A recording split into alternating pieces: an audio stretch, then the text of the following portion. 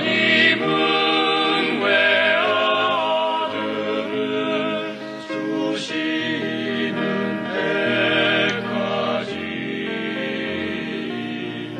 세상 죄인 사랑하니 산 사랑이실세.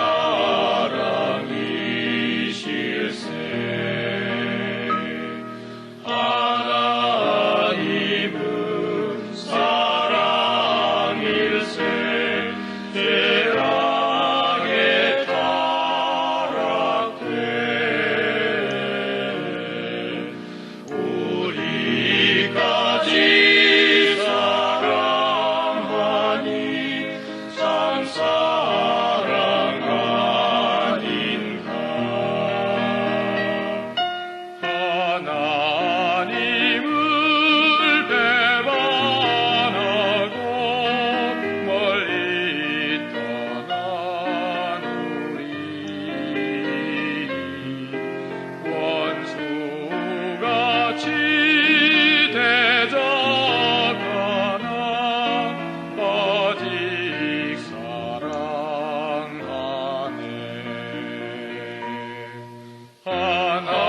하나님은 사랑일세.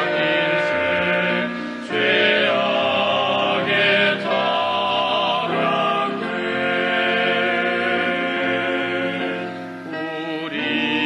우리까지 사랑하니 참 사랑 아닌가. 모든 죄를 사하고자 우리 주 그대시 성자 예수 십자가에 고난 받으셨네. 하나님은 사랑일세. 죄악에 타락돼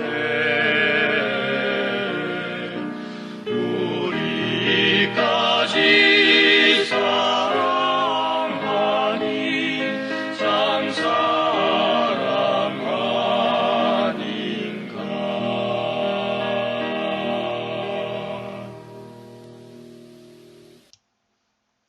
안녕하십니까.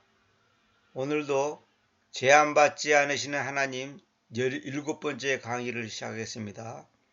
이제 본격적으로 이제 질문과 대답 하면서 나중에 가면 이제 실제 성도들이 편지로 자기 신앙생활에 여러 가지 문제를 질문했을 때 대답하는 내용이 나옵니다. 굉장히 유익하고 탁월한 인도를 받을 것입니다. 자, 구원이란 무엇입니까? 자, 노만 그룹은 구원을 어떻게 설명하는지 봅시다. 여기 이제 소제목으로 하나님의 딜레마라 그랬죠. 딜레마란 말은 뭐냐면 어떤 것에 곤란한 상황에 처한 것을 딜레마라 그럽니다. 그래서 우리가 길을 건너다가 신호를 보고 몇 초 남겨놓고 길을 건넜는데 그만 신호가 딱 끊어질 때가 있잖아요. 그러면 길 중앙에 딱 서 있잖아요. 오도 가도 못하는 경우가 있잖아요.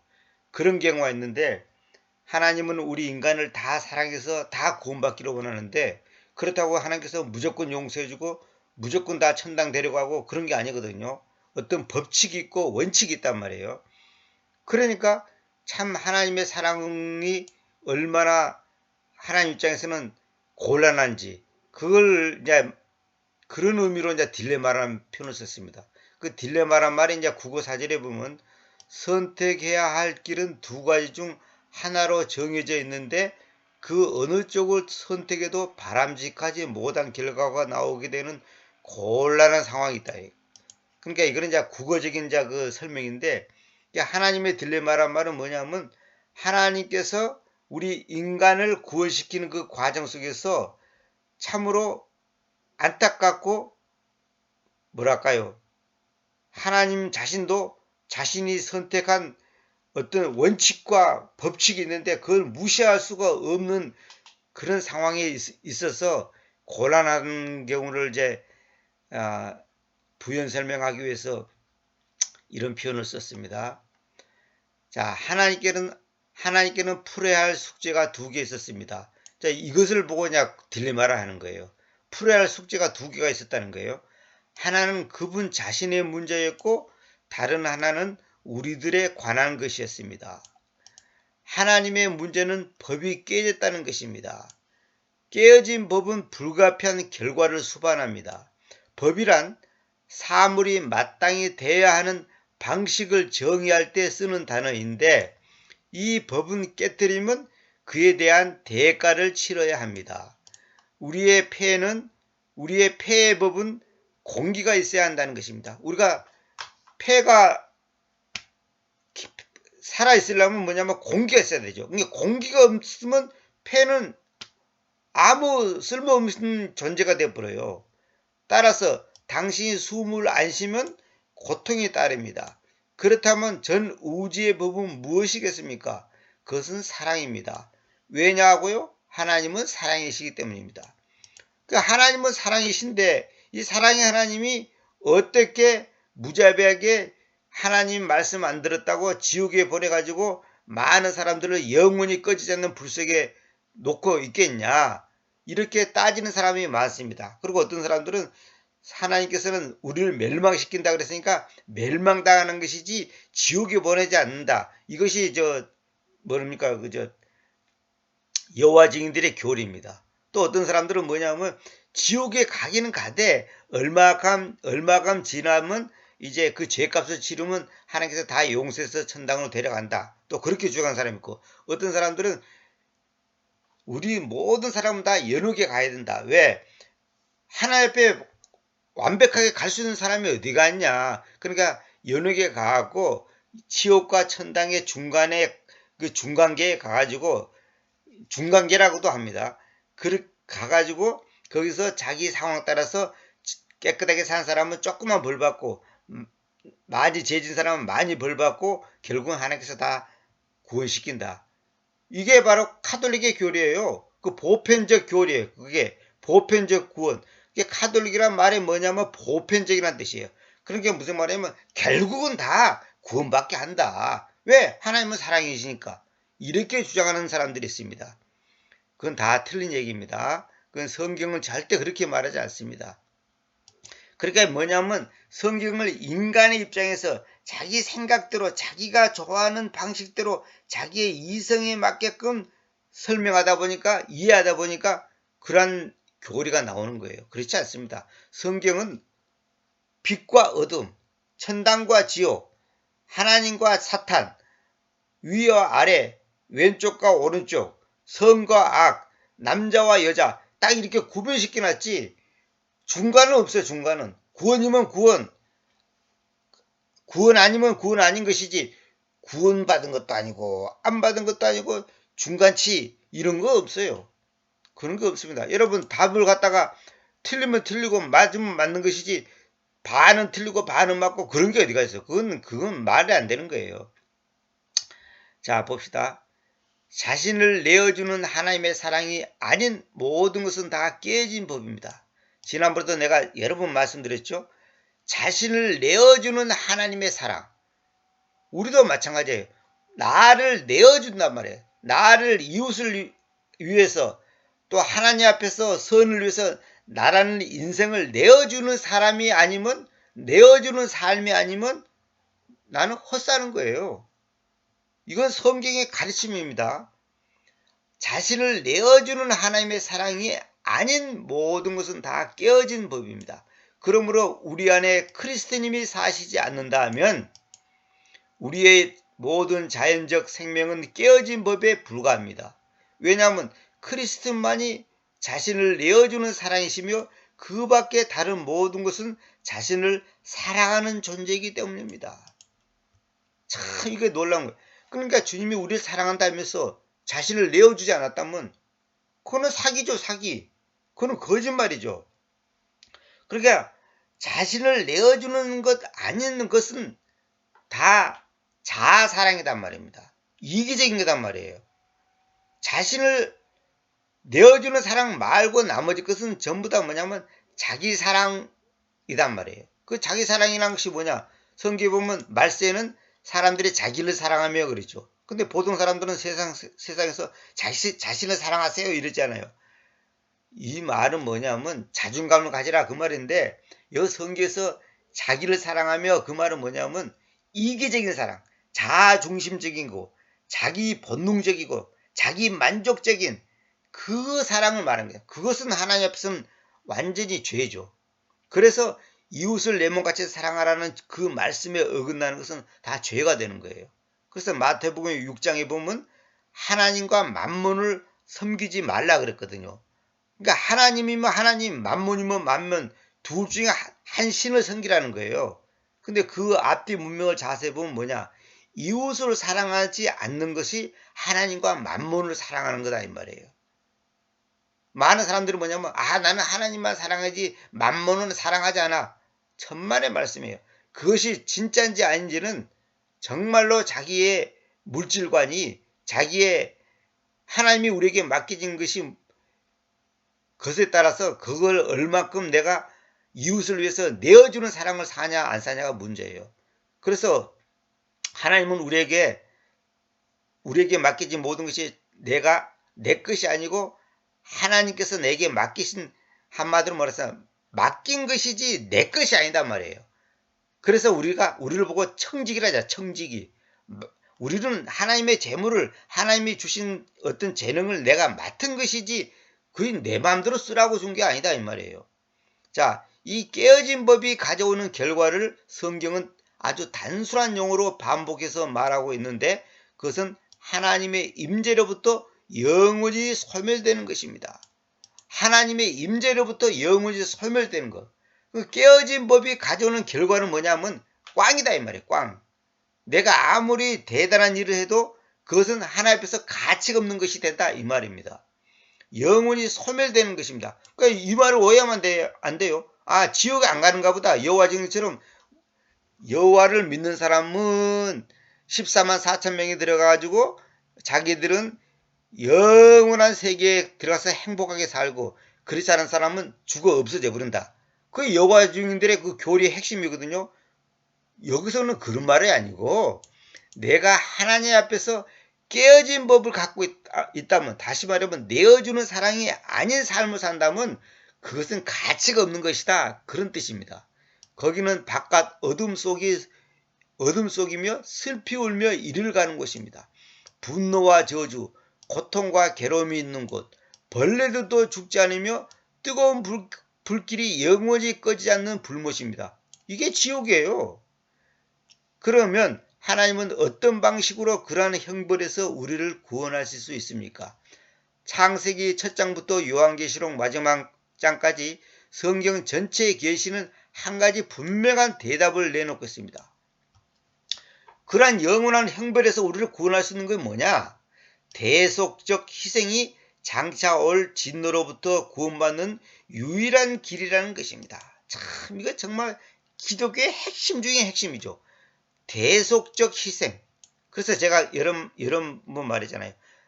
주님은 우리를 구원하셨다, 구속하셨다. 이 말도 틀린 말이 아니지만은 대신 죄값을 치렀다 이 말이에요. 대신. 그러니까 대속적 관점에서 성경을 보라고 제가 여러 번 말했죠. 성경 전체는 대속적 관점. 그러니까 우리가 보통 구속사 그러잖아요. 구속사, 대속사.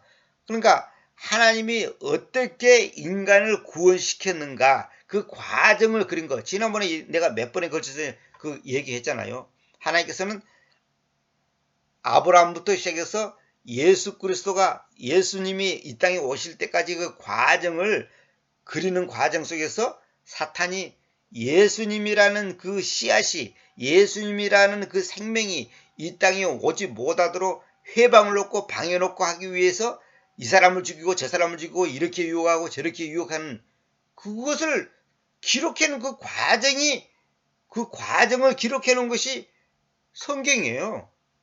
대속적 희생이 장차 올 진노로부터 구원받는 유일한 길이라는 것입니다. 그것은 우리 죄로 인한 화목제물로 하나님이 보내신 그분의 어린 양 곧 그 아들이 드린 희생물이었습니다. 참 이거 정말 핵심 중에 핵심이죠. 이게 지금 구원이 뭔가를 지금 설명하는 거예요. 잘 들으세요. 구원이 뭐냐 이거예요. 그리스도 안에서 세상과 화해하신 분은 바로 하나님 자신이었습니다. 이러한 사실은 수천 년에 걸쳐 성경의 계시에 의하여 입증되어 왔지만 자연 철학과는 영원히 모순되는 것입니다. 그리스도님의 피로 의롭다함을 얻었다는 것을 인간 이성이 어떻게 알아듣겠으며 어떻게 받아들일 수 있겠습니까? 그래서 많은 사람들이 전도를 해보면 뭐냐면 아니 예수님이 날 위해서 죽었다고 해서 어떻게 내 죄가 없어지냐, 어떻게 대신 죽을 수 있냐, 그리고 내가 죄 짓지 않았는데 무슨 죄를 지었냐 이렇게 따지는 사람이 있고, 또 어떤 사람들은 예수님은 서양 사람인데 우리나라 사람도 아닌데 어떻게 우리를 구원시킬 수 있냐, 이런 걸 이성적으로는 절대로 이해할 수 없죠. 그래서 하나님께서 우리 눈과 귀를 열어주지 않으면 불가능한 거예요. 다시 말하면 하나님의 계시가 없이는, 성령님의 계시가 없이는 예수님이 예수스 그리스도님이라는 그분이 날 대신해서 죄값을 치르신 분이구나라는 것을 받아들일 수 없고 믿어지지를 않습니다. 그래서 믿음은 선물이에요.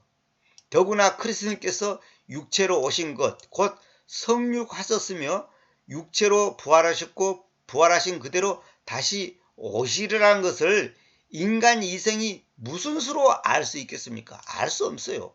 인간의 이성이 고귀하다고는 하지만 그것 또한 자기 만족을 위한 도구에 불과합니다. 인간의 이성이 아무리 대단하지만은 그 이성이라는 것은 3차원의 세계에 머물러 있는 거예요. 영원한 세계를 알 수 없어요. 인간의 이성, 이 지성으로는 절대로 알 수 없습니다.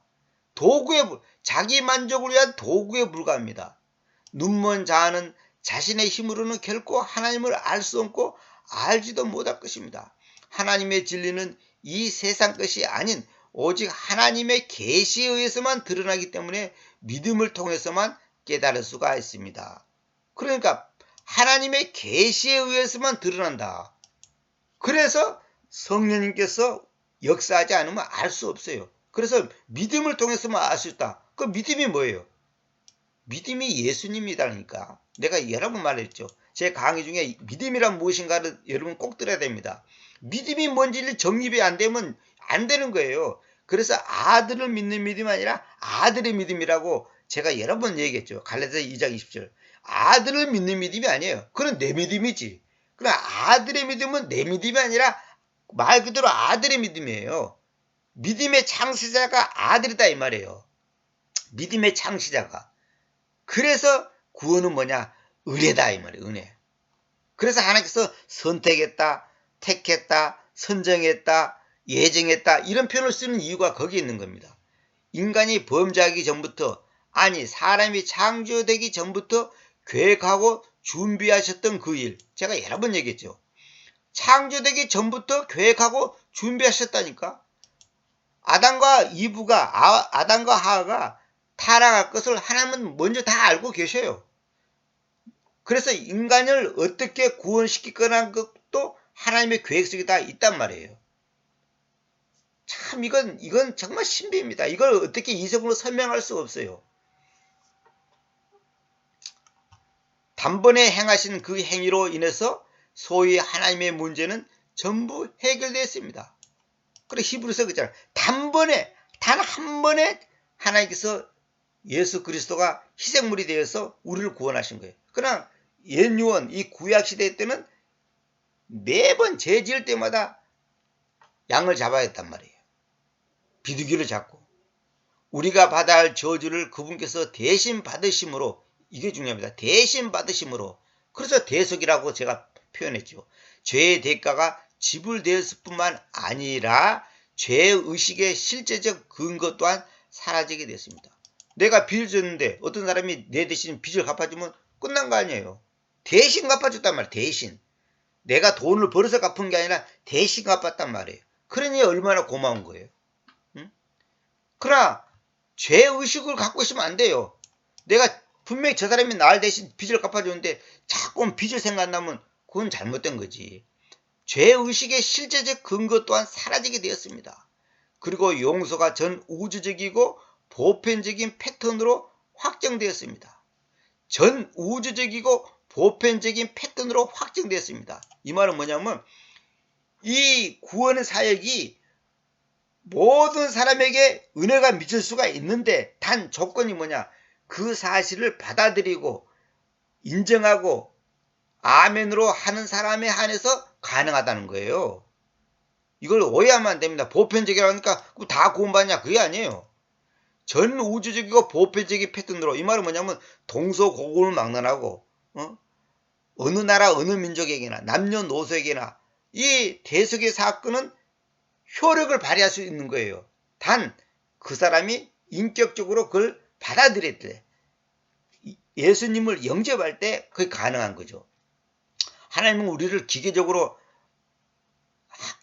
구원을 적용시키지 않습니다. 우리를 인격적으로 대한단 말이에요. 왜냐하면 용서하시는 하나님 자신이 그분의 피로 용서를 가능하게 만드셨기 때문이다. 용서하시는 하나님 자신이 그분의 피로 용서를 가능하게 만드셨기 때문이다. 이 말이 중요합니다. 그분의 피로, 이 말은 뭐냐면 하나님 자신의 피로. 하나님이 어떻게 피를 흘렸어? 예수 그리스도님, 그분이 하나님이단 말이에요. 그러니까 하나님 자신이 인간을 몸을 입고 오셨다는 거예요. 그러니까 하나님이 죽은 거예요. 하나님이 죽으셔야지 구원이 이루어지는 거예요. 왜 그러냐? 인간 세계에서는 의인이 없거든요.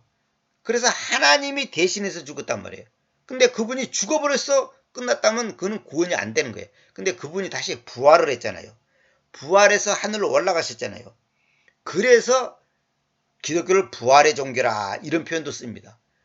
다시 말하면 그분이 죽었지만은 그분이 또 살아나셨어. 그러니까 다시 말하면 그분이 죄값을 치러줬단 말이에요. 대신.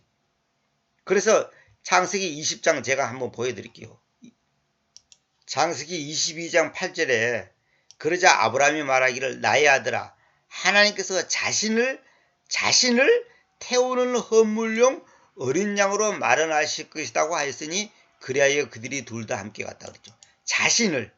하나님께서 자신을 했단 말이에요. 이거 개혁성경의 번역이 완전히 잘못됐거든요. 자신을 위하여 그려놨죠. 그건 틀린 말입니다. 자신을 태우는 헌물용 어린 양으로 마련하실 것이다. 이거는 제가 강의 중에 아주 수백 번 얘기했던 얘기입니다. 그래서 창조와 교회와 예수 그리스도는 어떤 관계인가 그 강의를 들어보면 자세히 제가 이걸 강의했죠. 자신을 태우는 헌물용 어린 양을 바쳤다는 거예요. 그것이 뭐냐? 아까 말한 이 내용입니다.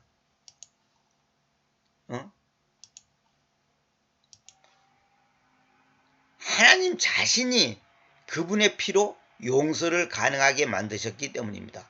하나님 자신이 그분의 피로, 이게 중요한 겁니다. 그리고 더 나은 상태, 곧 바울의 표현과 같이 의롭다 하심을 얻게 되었습니다. 그러니까 용서만 했다, 그게 끝난 거 아니라 이제 너는 의인이다, 이렇게 딱 결론을 내렸다는 거예요. 그것은 정죄받은 죄인이 마치 흠도 없고 티도 없는 한 번도 죄를 짓지 않은 사람으로 판결을 받고 법정에서 풀려나오는 것과 같은 상태를 의미합니다. 그러니까 조금 전만 해도 지옥에 갈 수밖에 없는 죄인이지만은 그냥 용서했어, 끝났어, 이 정도가 아니라 죄를 전혀 짓지 않은 상태로 돌아가 버렸다 이 말이에요. 정죄받은 죄인이 마치 흠도 없고 티도 없는 한 번도 죄를 짓지 않은 사람으로 판결을 받고 법정에서 풀려나온 것 같은 상태를 의미합니다. 그래서 예수님께서 내가 거룩하니 너희도 거룩하라, 내가 완전하니 너희도 완전하라, 그런 말이 다 그런 뜻이에요. 어떻게 우리가 완전할 수 있어요? 용서받았기 때문에. 한 번도 죄를 짓지 않은 사람으로 판결을 받았다는 거예요. 그럼 여러분 생각대로 그럼 나는 오늘도 죄를 짓는데, 오늘도 화내고 누구하고 싸웠는데, 그것을 지금 얘기하는 게 아니고 원래 우리가 지은 하나님 앞에서 원래 죄의 씨로 태어난 우리의 그 신분을 하나님께서 의인의 신분으로 바꿔줬다는 거예요. 우리 생활 속에서 있는 것은 그때그때 하나님 앞에 고백하면 되는 거예요. 그러면 하나님의 그 십자가의 보혈의 공로가 언제든지 누구에게나 적용이 돼서 그 죄의 값을, 아니, 죄값을 치른 그 피의 효력, 그 예수 그리스도의 피의 그 효력이 미치는 거예요. 뭐 이거 얘기하려면 끝이 없고, 하여튼 좌우지간 구원이란 뭐냐? 하나님께서 우리를 대신해서 피를 흘리셔서 하나님 자신이 희생물이 되어서 내가 속죄함을 받은 사건, 이게 죄단 말이에요. 그래서 아까 여기 말한 것처럼 하나님의 딜레마가 뭐냐? 하나님은 사랑인데, 사랑의 하나님이 모든 사람을 천당 데려가고 싶은데 결론은 뭐냐? 지금 수많은 사람들이 지옥에 가 있단 말이에요. 지금 천당 가는 사람보다 지옥 가는 사람이 훨씬 많거든요. 이거 어떻게 해야 되냐? 이것이 바로 하나님의 딜레마다 아니냐, 이런 말입니다. 그러니까 하나님과 나와의 관계가 깨졌단 말이에요. 하나님의 정한 그 법을 우리가 어겼다는 거죠. 아담과 하와가. 그래서 어떤 사람은 아담과 하와가 잘못된 것이 나하고 뭔 상관이냐 이렇게 말하는데 상관이 있죠. 왜? 아담과 하와가 곧 말하자면 나의 조상이단 말이에요. 다시 말하면 우리의 원죄가 미치는 거예요. 우리한테 계속. 그래서 내가 누구한테 이런 설명했죠. 개는 개를 낳고 사람은 사람을 낳는다. 다시 말하면 죄인은 죄인을 낳고 의인은 의인을 낳는 거예요. 내가 예수님을 믿는다는 것은 뭐냐? 예수님의 피로 죄 사함 받는 것은 뭐냐 하면 예수님의 그 의가 나의 의가 됐단 말이에요. 그래서 공정하다. 그래서 우리가 공의라는 표현을 쓰죠. 공의. 근데 성경에 저스트파이라는 것은 뭐냐면 저울을 다룰 때 저울추가 왼쪽과 오른쪽이 똑같은 거예요. 0.1mm, 단 1g이라도 차이가 나면 안 되는 거예요. 똑같아지는 거예요. 하나님의 의와 내 의가 똑같아지는 거예요. 하나님의 거룩과 나의 거룩이 똑같아지는 거예요. 그래야지 하나님 앞에 우리가 가는 것이지 0.1%라도 하나님의 의에 미치지 못하면 우리는 하나님 앞에 설 수 없어요. 그러니까 안 되는 거예요. 내가 말하고 싶은 것은 뭐냐? 박씨면 박씨, 김씨면 김씨지 99%는 박씨, 1%는 김씨. 그런 사람 있어요? 그런 사람 있어요? 아, 박씨면 박씨고 김씨면 김씨지. 아무개 아들은 아무개는 99%는 박씨 피를 갖고 있고 1%는 김씨 피를 갖고 있다. 이런 게 있냐고. 그런 거 없는 거예요. 중간은 없는 거예요. 중간은. 그리고 신앙에는 회색지대가 없는 거예요. 선이면 선, 악이면 악. 하나님의 자녀면 하나님의 자녀, 마귀 자녀면 마귀 자녀지. 중간은 없어요. 그 중간처럼 보이는 사람들이 있어요. 교회 가면. 분명히 하나님을 믿는 것 같은데 하는 짓거리 보면 마귀 짓을 한단 말이에요. 그거 다 가짜입니다. 중간은 아니에요. 장로, 목사, 뭐 신학자, 무슨 성경을 백독했다? 뭐 기도를 하루에 10시간 했다? 소용없어요. 그런 거 갖고 하나님의 자녀냐 아니냐를 판단하는 거 아니에요. 그래서 오늘은 여기까지만 하고 그 다음에 구원이란 무엇인가 두 번째 강의를 다음 시간에 이어서 하겠습니다. 이건 또 내용이 길기 때문에 그 다음에 여기서 소제목으로 뭐냐면 인간의 숙제가 풀리다 그랬죠. 인간의 숙제가 풀리다. 자, 그것이 무엇인지 다음 시간에 기다리시기 바랍니다. 이거 정말로 너무너무 중요한 겁니다. 핵심입니다. 핵심. 자, 오늘은 여기까지만 하겠습니다.